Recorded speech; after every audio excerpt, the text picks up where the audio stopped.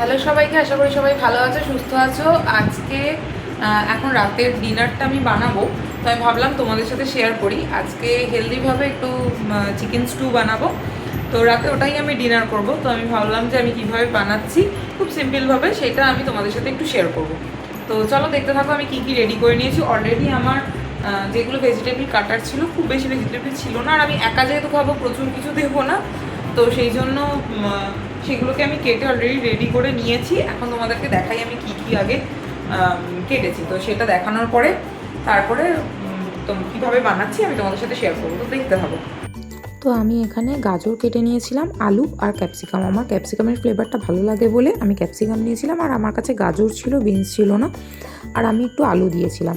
তোমরা চাইলে এর মধ্যে পেঁপে, বিনস এইগুলোও দিতে পারো, বাট আমি পেঁপে খাই না বলে পেঁপেটা দিইনি। এর সাথে আমি একটু পেঁয়াজ দিয়েছিলাম, একটাই পেঁয়াজ দিয়েছি। আমার খুব একটা কোয়ান্টিটিতে করছি না বলে যেটুকু লাগবে সেটুকুই দিয়েছিলাম, অল্প অল্প করে।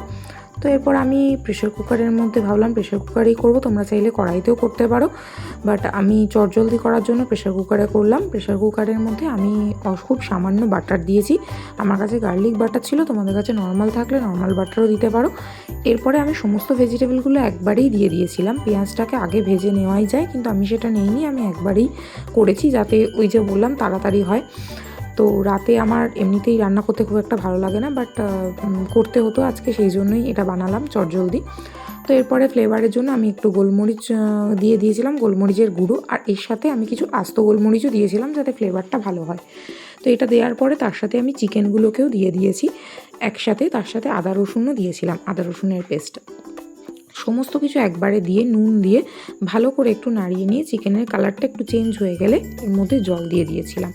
তো আমি যেহেতু এক হাতে ভিডিও করছিলাম, টোটালটা কালার চেঞ্জ হওয়াটা তোমাদেরকে দেখাইনি, বাট কালারটা চেঞ্জ হয়ে গেছিলো, তারপরে জলটা দিয়ে দিয়েছিলাম, এখানটা দেখেই বুঝতে পারছো। এরপরে আমি প্রেশার কুকারটা আটকে 2টো সিটি দিতে বসিয়েছি।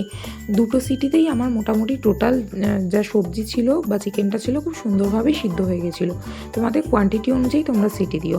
আমার যেহেতু একার জন্য তাই আর বেশি দিতে লাগেনি। এরপরে আমার নামানোর পরে একটু টেস্ট করে দেখলাম, আমার তখন মনে হলো যে নুনটা কম, সেই জন্য আমি আরেকটু নুন দিয়েছিলাম, আর তার সাথে স্যুপটা অনেকটা বেশি ছিল, তো আমার এতটা লাগতো না, আমি তাই জন্য একটু ফুটিয়ে ঝোলটা কমিয়ে নিয়েছিলাম।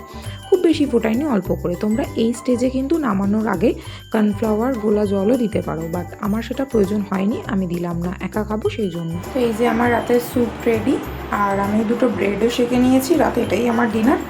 তো রেসিপিটা কেমন লাগলো জানিও, ভালো লাগলে অবশ্যই লাইক করো, আর কমেন্ট করে তোমরা কে কে বানালে এইভাবে বাড়িতে সেটা জানিও অবশ্যই। তো দেখা হচ্ছে পরের নতুন ভিডিওতে। বাই।